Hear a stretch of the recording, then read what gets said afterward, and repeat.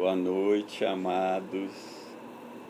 Estou entrando aqui uns minutinhos antes para dizer um alô para todos que estão aí, né? E que entrarem. Alô, alô, alô, alô. Como estão todos?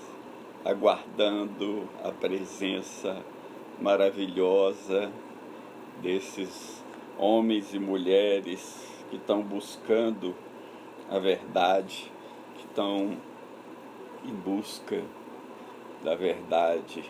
Oh Deus, em nome de Jesus, opera poderosamente com sua mão, trazendo revelação, graça, sabedoria, inteligência dos seus caminhos. Glória ao teu nome, Senhor. Melhor é Cristo, é seguir a Cristo, melhor é estar com o Senhor, melhor é andar com o Senhor. Então nós te louvamos, pedimos sua misericórdia. Oi, Andréia. Regina, olá, bem-vinda. Eu comecei aqui orando, pedindo a Deus pelo nosso país, pedindo a Deus pelas pessoas. E meu filho, olá, Bruna, bem-vindos, pedindo a Deus que tenha misericórdia de nós e nos guarde à sombra das suas asas até que passem as calamidades, né? Deus está no controle absoluto de tudo. Louvado seja o grande nome do Senhor. Então, queridos amados, ontem, começamos a série sobre esperança, aprendendo a esperar. A igreja verdadeira é aquela que aprende a esperar no Senhor. Então, bem-vindos todos que forem entrando. Aceno aí, Maurício.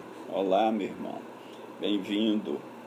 Então, ontem comecei essa série e nós vamos, durante essa semana toda, estudar a carta de Paulo aos Tessalonicenses, a primeira carta. Essa era uma igreja que amava profundamente a volta de Jesus. E, por isso, ela é uma carta única no Novo Testamento. O que nós vimos ontem? Que o Paulo, com a sua equipe, escreve desejando graça e paz aos irmãos. Ele sempre era grato, mencionando nas orações. Falei sobre gratidão, ensinei o que Tomás de Aquino falou sobre gratidão. Se você não lembra, volte o vídeo de ontem. Ele está publicado no Facebook. Infelizmente aqui no Instagram não está, mas ele está publicado no Facebook e também no meu canal do YouTube. Você pode aí ver se você desejar. E aí o Paulo, ele era grato a Deus pelos irmãos, lembrava de 3 coisas que aquela igreja tinha, 3 marcas fortes, que ele diz: a obra da fé, porque a fé sem obras é morta. A fé deles gerava obra, evangelismo, amor pelo próximo. O trabalho do amor, a fé e o amor juntos fazem a igreja trabalhar, trabalhar pelo bem do próximo, trabalhar pelo bem dos irmãos. E a paciência da esperança. A esperança verdadeira, ela tem um elemento de paciência. Na verdade, a boa tradução seria uma paciente esperança, porque eles tinham essa esperança para a vida daquele momento e também para o futuro, porque eles esperavam Cristo, E aí eu concluí dizendo que o Paulo falou para eles: o nosso evangelho foi a eles em palavra, poder, no Espírito Santo, com muita certeza, que o Paulo ministrou àquela igreja por amor de vós, Então, quando você ama o seu próximo, quando você ama o perdido, você tem um ingrediente forte do poder da graça e do poder do Espírito para produzir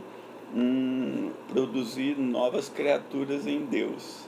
Porque o Espírito vem operar, convencer o homem do pecado, da justiça e do juízo e vai produzir isso.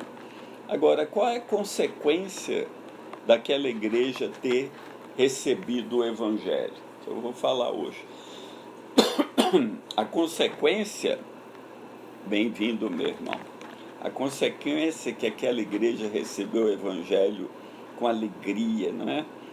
Com poder, com graça, é que eles foram feitos imitadores de Paulo. Ele falou, e fostes feitos, no versículo 6, nossos imitadores. Estamos falando 1 Tessalonicenses capítulo 1, versículo 6. E do Senhor, recebendo a palavra em muita tribulação, com a alegria do Espírito Santo. A vida cristã normal nos leva a nos tornarmos imitadores de Cristo, porque como Cristo somos nós nesse mundo, e nós vamos sendo cada dia mais imitadores de Cristo, parecidos com Ele. Paulo diz em Coríntios, 1 Coríntios 4,16, ele chama a igreja a ser de meus imitadores como eu de Cristo. Em Gálatas 2,20, ele diz, já não sou eu quem vive, mas Cristo vive em mim, e esse viver que agora vivo pela fé no Filho de Deus que me amou e a si mesmo se entregou por mim. Então, a justiça que ele recebeu pela fé fez dele uma nova criatura, tremendo. Essa igreja recebeu a palavra em meio de muita tribulação, né? A tribulação, por causa de Cristo, traz para o homem uma verdadeira bem-aventurança. Jesus falou, bem-aventurados sois vós quando vos perseguirem, né? Porque o mundo não compreende as coisas de Deus. Paulo pregava um evangelho verdadeiro, ele não escondia a verdade dos novos convertidos. Ele falou em Atos 14, 22, que ele estava confirmando os ânimos dos discípulos. Lucas escreveu isso, né? Exortando, Paulo fazendo isso, confirmando o ânimo dos discípulos, exortando-os a permanecer na fé, pois que por muitas tribulações nos importa entrar no reino de Deus. Isso não é um evangelho, não é? Água com açúcar, meia boca, que é pregado hoje. Entra no reino com tribulação. Por quê? Porque se alguém quiser viver piedosamente em Cristo, vai sofrer tribulação, sofrer perseguição. Né? O chamado de Jesus para nós é negue-se a si mesmo, toma a sua cruz e me siga. Ele tomou a cruz dele e foi para a morte e cruz, se esvaziou, derramou a sua vida na morte para nos libertar da nossa vã maneira de viver. Nós devemos também tomar nossa cruz e seguir. Tomar nossa cruz significa um compromisso a obedecer a palavra de Deus, um compromisso a obedecer os mandamentos do Senhor, começado um novo mandamento que Ele nos deu, né, que amamos uns aos outros como Ele nos amou. Então, amados, bem-vindos todos que estão aí. Foi isso que aconteceu com aquela igreja. Em meio de muita tribulação, também eles tinham alegria do Espírito. Porque o Espírito Santo entra na nossa vida e produz uma alegria indizível e cheia de glória. É uma alegria que você não consegue exprimir com palavras. É uma alegria que toma o seu interior e transborda, de dentro para fora. Não é simplesmente algo exterior, não é coisas mágicas. É uma alegria do coração que parte das entranhas. Essa alegria é fruto do Espírito de Deus, como a Bíblia diz que Jesus foi ungido com óleo de alegria como a nenhum dos seus companheiros. talvez o homem mais alegre que pisou nessa terra foi Jesus Cristo, porque ele tinha unção da alegria, que é o Espírito Santo, que estava nele em toda a plenitude. Por isso, ele foi mais alegre que todos.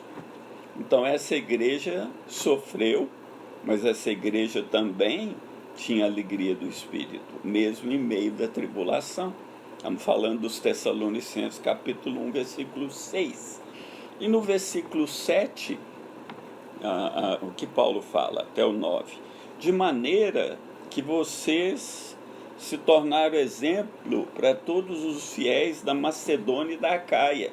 A Macedônia e a Acaia, ela era aquela região da Ásia Menor, né? Por quê? Porque por vós soou a palavra do Senhor, não só na Macedônia e Acaia, mas também em todos os lugares. A vossa fé para com Deus se espalhou de tal maneira que já dela não temos necessidade de falar coisa alguma. Aquela igreja estava tão cheia do Espírito, tão cheia da alegria, tão vencendo com Cristo as tribulações, se alegrando na tribulação, regozijando nas dificuldades, mas pregando o Evangelho, e de uma maneira tão poderosa que isso se espalhou por toda aquela província e além, né? Em todo lugar se ouvia falar: oxa, essa igreja dos Tessalonicenses, que Deus está fazendo com esses irmãos, como eles têm pregado o Evangelho, como eles estão fazendo uma obra tão maravilhosa, né? Paulo ficou tão admirado que ele falou: eu nem preciso falar nada sobre eles, eu nem preciso reforçar o que eles têm feito, porque é algo assim espetacular do Espírito de Deus, né? Glória, glória, glória. Por quê? Né? No versículo 9 ele explica: porque eles mesmos anunciam de nós qual a entrada que tivemos para convosco. Então eles vão dizer, né? Eles vão dizer que ele teve uma entrada no meio dos Tessalonicenses, o Paulo, né? E que tem uma marca. A entrada deles, a marca da entrada é que vocês se converteram dos ídolos para Deus, para servir o Deus vivo e verdadeiro. Aleluia! A conversão, irmão, né? A conversão, né, é algo que muda totalmente a nossa perspectiva a respeito de Deus. Converter, arrepender, é mudar o seu modo de pensar em relação a Deus. O Deus que antes para nós era morto, era uma religião, agora ele é vivo, ele habita em nós, ele move em nós, ele nos transforma de dentro para fora, e aí a gente começa a entender que os ídolos não são nada.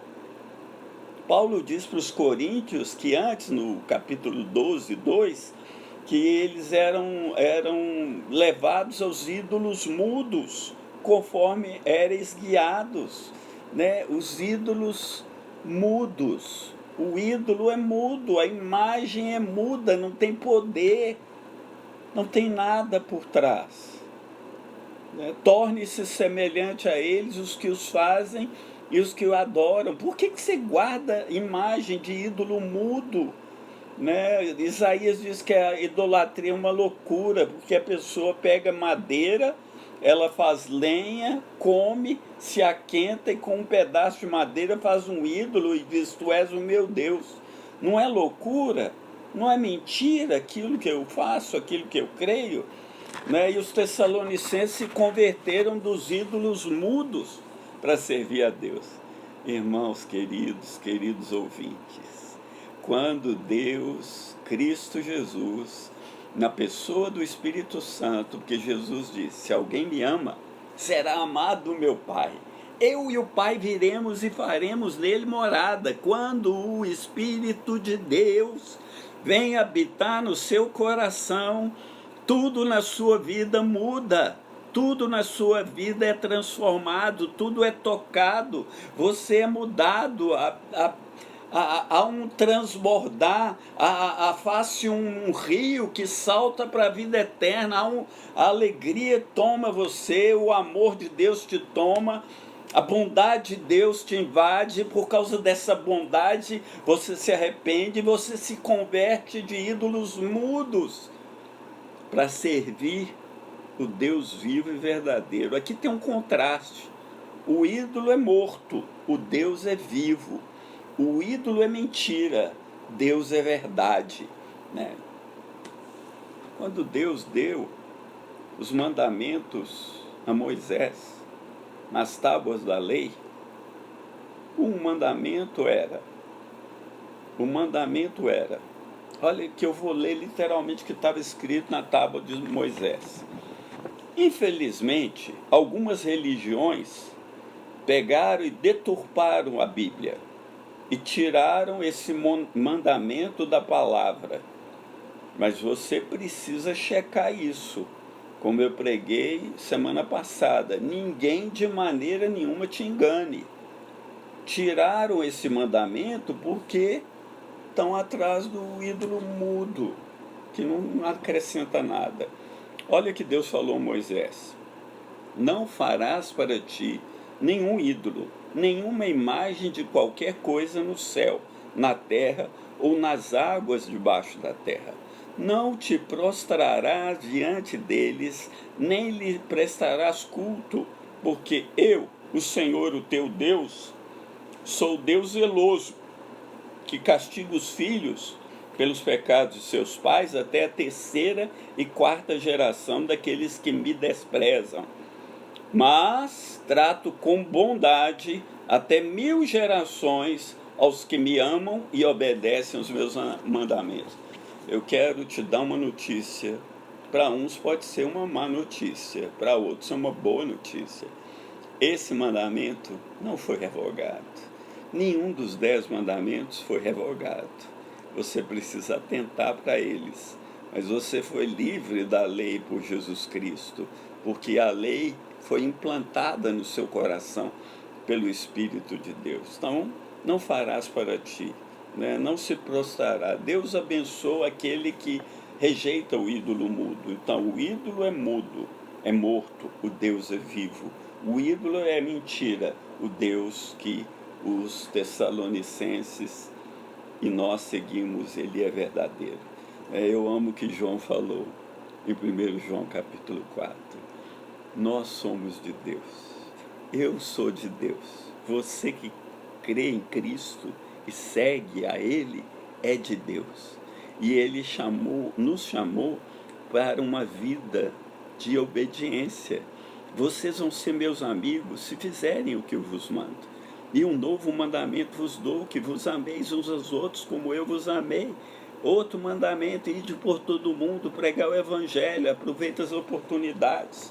Então essa igreja estava fazendo isso, a igreja dos Tessalonicenses. Olá, olá, olá, bem-vindos. E o versículo 10? 1 Tessalonicenses 1, versículo 10. Esse versículo, ele é muito chocante para os dias de hoje. Vou explicar, vou ler e explicar, se Deus quiser. Ele diz que eles tinham se convertido, né, dos ídolos para servir o Deus vivo e verdadeiro. O serviço é uma adoração. Antes a gente adorava o ídolo mudo, agora a gente adora o Deus verdadeiro. Antes a gente se prostrava diante do ídolo mudo, agora a gente se prostra diante do Deus verdadeiro. Antes a gente servia aquele tipo de Deus que não é Deus, agora nós servimos o Deus verdadeiro e adoramos a Ele e esperamos dos céus, versículo 10, e esperar dos céus o seu Filho, a quem ressuscitou dentre os mortos, a saber, Jesus, que nos livra da ira vindoura. Você só espera alguma coisa se você tem esperança. Esperar é ter esperança. Você não espera quando você não tem esperança. Quando você tem esperança, você espera. Parece redundante, né? mas é um pouco óbvio. Olha o que Jesus, né, conversando depois da ressurreição com os discípulos, ele falou que eles não deviam ficar preocupados com tempos, épocas, marcar data de quando ele ia voltar. Mas vocês vão receber poder e sereis minhas testemunhas em Jerusalém, Judéia, Samaria, até os confins do mundo, como nós, né? Que devemos ser. E quando ele dizia isso, versículo 9 de Atos, capítulo 1, quando dizia isso, vendo eles, os discípulos estavam vendo Jesus, ele foi elevado às alturas, e uma nuvem o recebeu, ocultando os seus olhos. E estando com os olhos fitos no céu, enquanto ele subia, eis que junto deles, dos discípulos, se puseram 2 homens vestidos de branco, ou anjos, os quais lhes disseram: homens galileus, por que estáis olhando para o céu? Esse Jesus que dentre vós foi recebido em cima no céu, há de vir, assim como para o céu o vistes ir. Irmãos, a volta de Jesus, ela é verdadeira, vai acontecer, e você sabe que a volta de Jesus, ela é falada em todos os livros do Novo Testamento, exceto em 3 pequenas cartas: Filemão, João, 2 João e 3 João. 3 cartinhas curtinhas, que não falam da volta de Jesus. Todos os outros livros do Novo Testamento falam sobre a volta de Jesus. E o Velho Testamento, ele está todo permeado a respeito da volta de Jesus.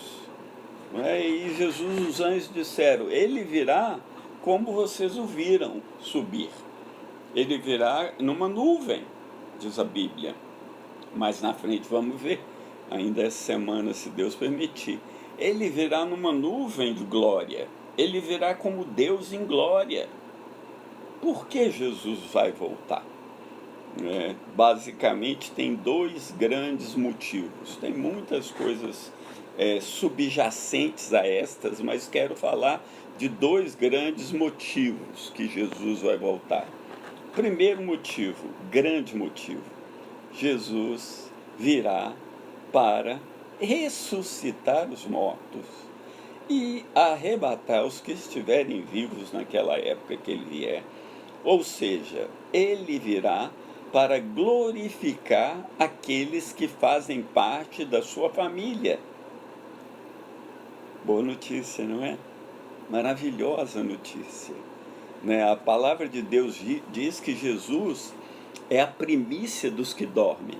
O que significa primícia? A primeira parte. É o primeiro a ressuscitar. Logo, todos que são dele vão ressuscitar nesse grande dia da glória de Deus. Esse grande dia da glória de Deus para nós. Ressurreição dos mortos é algo tão poderoso, que está escrito, Paulo escreveu que se os mortos não ressuscitam, também Jesus não ressuscitou, e é vã a nossa fé, e nós estamos permanecendo nos nossos pecados. Por quê? Porque a Bíblia diz que ele ressuscitou para nos justificar diante do Pai. Por quê? Quando Jesus morreu naquela cruz, derramou seu sangue, se entregou, a Bíblia diz que ele foi sepultado, e ao 3º dia o poder de Deus entrou naquela tumba, a glória de Deus entrou naquela tumba, e a glória, o poder de Deus trouxe Jesus da morte para a vida. E Deus declarou: tu és meu filho, eu hoje te gerei. A ressurreição de Jesus foi espetacular, mas a ressurreição dos mortos será tão espetacular, tão sensacional, que ele virá para ser glorificado naqueles que creram nele. Será um evento para nós memorável. Quem crê em Cristo estiver morto, enterrado na sepultura, vai ressuscitar com um corpo de glória, um corpo de luz, é um corpo imortal, é um corpo sem limitações, é um corpo similar ao de Jesus Cristo. Então vai ser um dia glorioso, um dia inesquecível para quem estiver com Cristo, porque seremos glorificados. E quando você for glorificado, todas as limitações do seu corpo físico terão desaparecido, porque você terá um corpo imortal. A imortalidade vai entrar.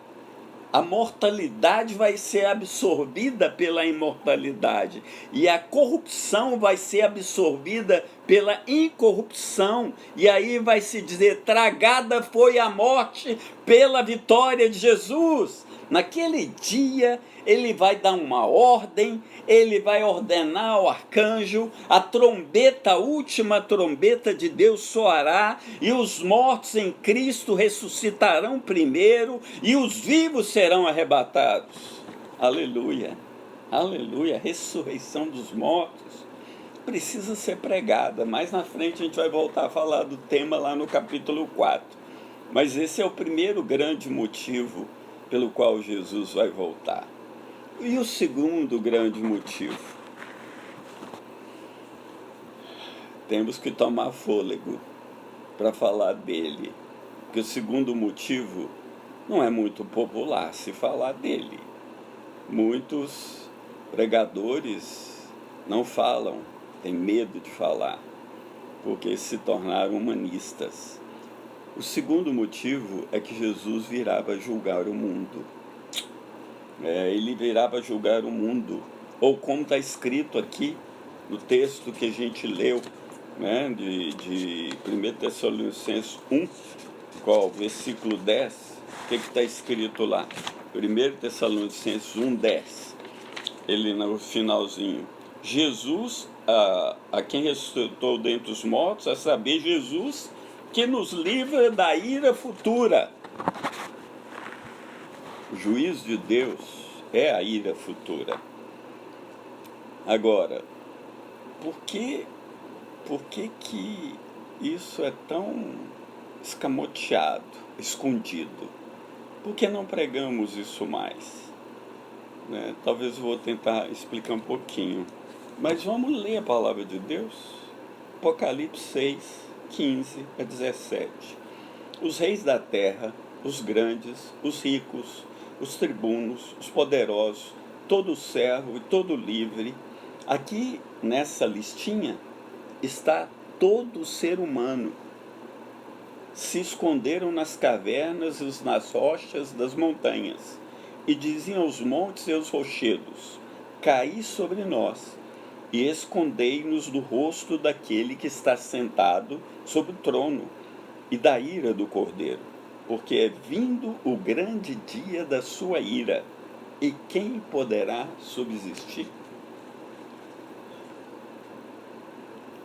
Eu falo com alegria de um lado e tristeza de outro no coração, porque essa ira, Jesus que nos livra da ira vindoura, vai ser terrível, né? A pandemia do vírus do corona, que está tão famoso, não é nada em face das taças da ira de Deus que estão descritas no Apocalipse. E a maioria das pragas, das taças da ira de Deus vão ser derramadas sobre os ímpios, sobre o trono da besta, sobre aqueles que têm a marca da besta, sobre aqueles que adoram o homem, sobre aqueles que rejeitam Cristo, sobre aqueles que são incrédulos, ímpios, que não entendem a palavra de Deus, que não se rende a Cristo, que não se arrependem dos seus pecados. Aí a igreja do nosso tempo parece estar dormindo sobre isso, porque não prega a respeito da ira vindoura. Mas, olha, irmãos, Jesus falou sobre ela. Por que a nossa geração se cala a respeito dela? Por que você não fala dela? Daqui a pouco vou tentar responder. Mas olha que Jesus disse em Lucas 21, 25, haverá sinais no sol e na lua e nas estrelas, e na terra angústias das nações, em perplexidade, bramando o mar e as ondas, homens desmaiando de terror, na expectativa das coisas que sobrevirão ao mundo, porquanto os poderes do céu serão abalados. Muito mais violento do que coronavírus, irmãos. Então verão vir o Filho do Homem numa nuvem com poder e grande glória. Apocalipse 1,7 diz, todo olho verá. Ora, quando essas coisas começarem a acontecer, olhai para cima e levantai as vossas cabeças, porque a vossa redenção está próxima. O que Jesus está dizendo aqui é que a igreja, nós estaremos no meio dessas coisas que vão fazer os homens desmaiar de terror. Mas nós confiamos no Senhor.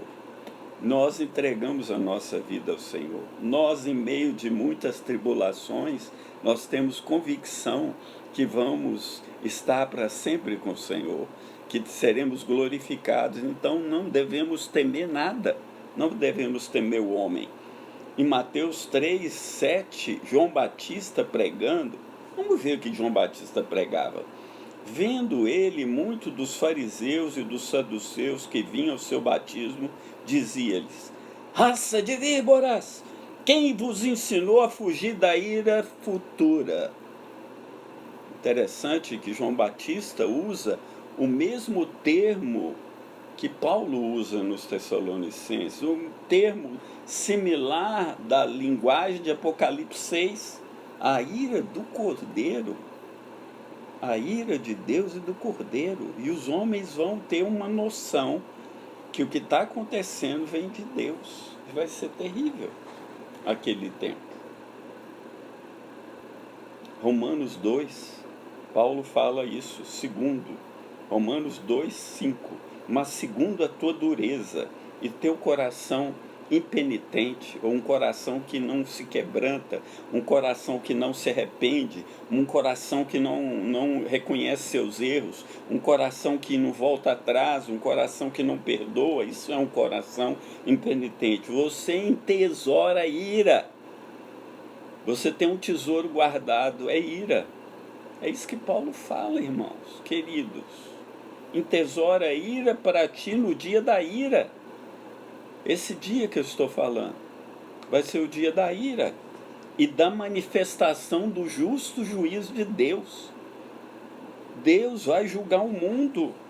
Olha o que Paulo diz no capítulo 3 de Romanos, versículo 5. E se a nossa injustiça for causa da justiça de Deus, que diremos? Porventura será Deus injusto, trazendo ira sobre nós? Falo como homem. Não é isso que as pessoas dizem? Deus é injusto. Se Deus for assim, eu não vou crer nele. Parece até que Deus está pedindo, por favor, creia em mim. Não, Deus está dizendo, eu te ordeno que você se arrependa. Muda a sua vida. Entrega seu coração ao Senhor. Ele não está te pedindo para você formar um Deus para você.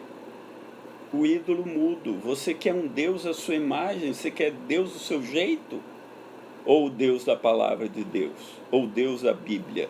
Ou o Deus da verdade? Paulo diz, Deus não é injusto por trazer ira sobre nós, qualquer homem. Ele diz, falava como um homem incrédulo. Deus vai trazer ira. De maneira nenhuma. De outro modo, como Deus vai julgar o mundo? Se Deus não é injusto, irmãos.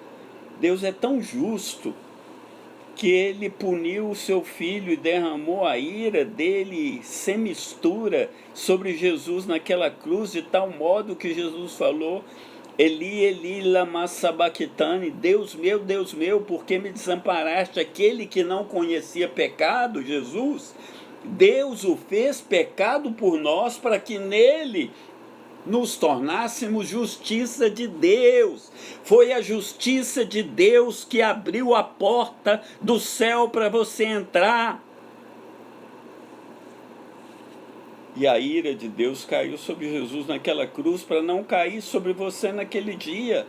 Mas naquele dia, aquele que tem o coração impenitente, a ira de Deus vai ser derramada sem mistura. Então, queridos, arrependa-se, mude de vida, entrega seu coração ao Senhor, para de julgar os outros. Sabe por que essa geração nossa se cala a respeito disto? Porque a nossa geração é humanista.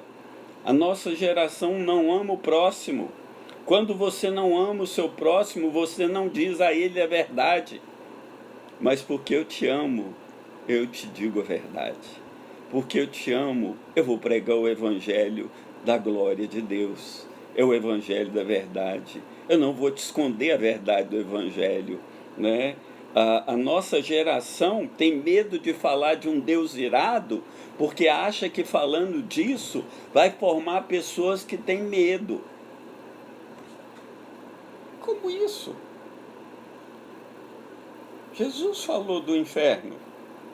Jesus falou para temer a Deus, que tem o poder para julgar a alma no inferno. Como a gente não deve temer? Como a gente não deve querer escapar da ira vindoura? Eu quero estar com Cristo. Eu quero ouvir o som da trombeta. Eu não quero viver no meu pecado. Eu não quero sofrer a punição de ser separado para toda a eternidade de Deus e da glória dele. Né? A nossa geração, ela perdeu a noção do que é amor. Porque Jesus disse, quando vier o Filho do Homem, haverá amor na terra, haverá fé. O amor se esfriará, não tem nem fé nem amor. Então, não tendo amor nem fé, a pessoa não pode dizer a verdade. Então, ela tem que se tornar humanista, ela tem que acusar os outros. Pregadores como eu não parecem ser populares. Mas eu não estou buscando popularidade nem fama. Eu quero pregar o Evangelho de Deus. Eu quero fazer aquilo pelo qual Deus me salvou. Pregar sua palavra a tempo e fora de tempo. Quer ouçam ou quer deixem de ouvir. Né? Os que ouvirem e entenderem serão salvos. Os que rejeitarem a mensagem vão rejeitar o mensageiro, mas o mensageiro é um vaso de barro, não é nada, porque a glória é de Deus. Então, irmãos, para terminar, o Salmo 96, versículo 13, falando da volta de Jesus. Ante a face do Senhor, porque Ele vem, porque vem julgar a terra, julgará o mundo com justiça e os povos com a sua verdade. Então, a primeira vinda de Cristo, quando Ele caminhou até a morte, morte de cruz, por amor, essa primeira vinda foi para salvação. O discípulo queria mandar fogo descer do céu na aldeia dos samaritanos. Jesus falou, eu vim salvar o homem. Mas a segunda vinda será para juízo. Né? Versículo 9 do Salmo 98 diz, perante a face do Senhor, porque vem julgar a terra, com justiça julgará o mundo e o povo com equidade. Os judeus rejeitaram a Cristo porque não entenderam. Eles esperavam um Messias triunfante que iria colocar a bota dele sobre o pescoço dos romanos e ia colocar os judeus como reis da terra. Mas Jesus falou com eles, meu reino não é desse mundo. Né? Quando o reino de Deus vier, ele vai absorver céus e terra. Quando o Filho do Homem vier, Jesus falou, ele se assentará no seu trono de glória, ou trono de Deus, e julgará o mundo. Boa notícia para uns, péssima notícia para outros.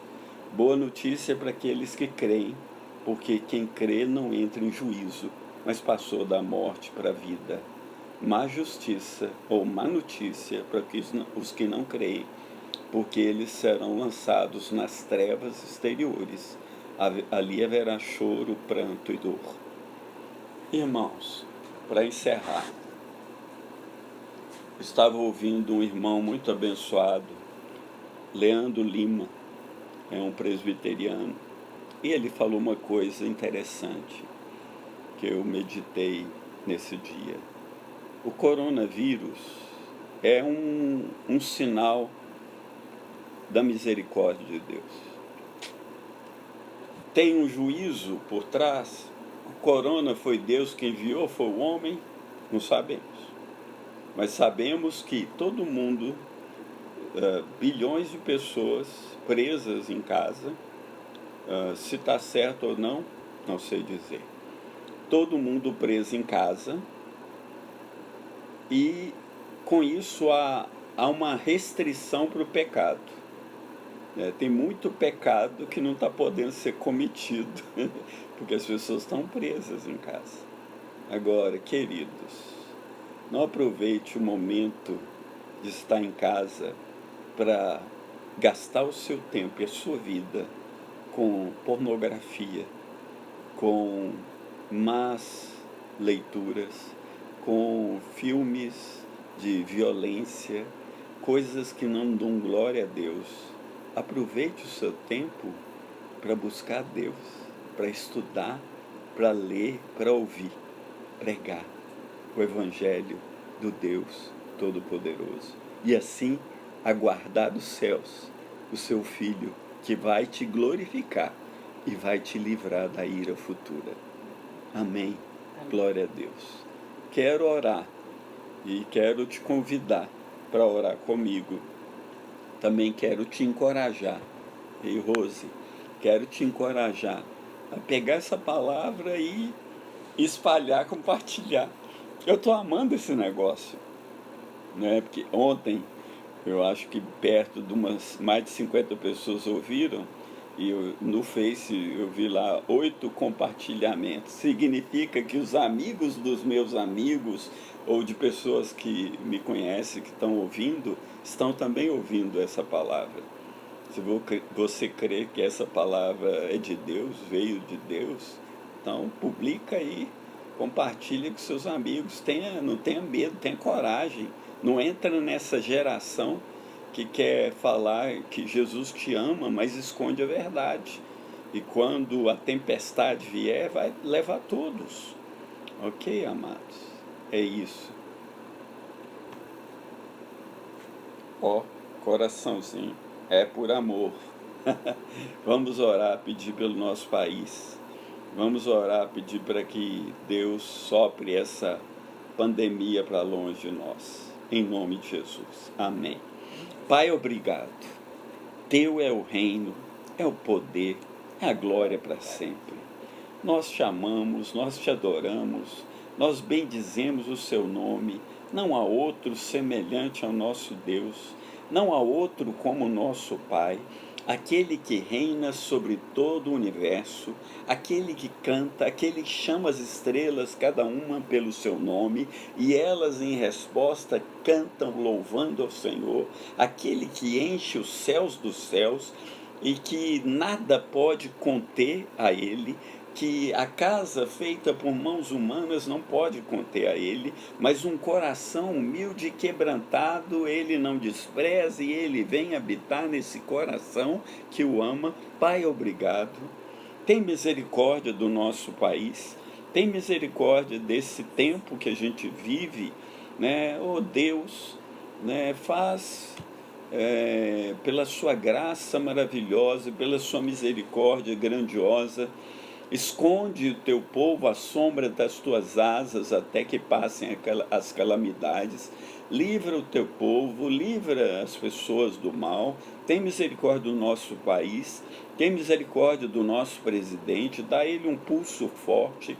Tem misericórdia dos líderes dessa nação, os presidentes da Câmara, do Senado, os governadores, prefeitos, tem misericórdia deles, livra eles do mal, livra eles das obras de Satanás, porque Satanás tem querido governar sobre o Brasil, mas nós declaramos que quem governa sobre o Brasil é Jesus Cristo justo. Ele tem domínio sobre o reino dos homens e o dá a quem quer. Ele reina para todos sempre, ele reina, ele é Senhor. Ele é o alfa, ele é o ômega, ele é o princípio, ele é o fim, ele é aquele que conquistou o nosso coração. Obrigado, Pai. Abba, não tem outro semelhante ao Senhor. Obrigado, que nos amou com amor eterno e com tanta bondade nos atraiu para Ti.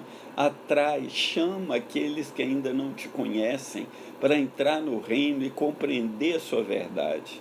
Obrigado. Em nome de Jesus. Amém. Isso aí, querido. Deus te abençoe. Vai nessa sua força. Prega o Evangelho.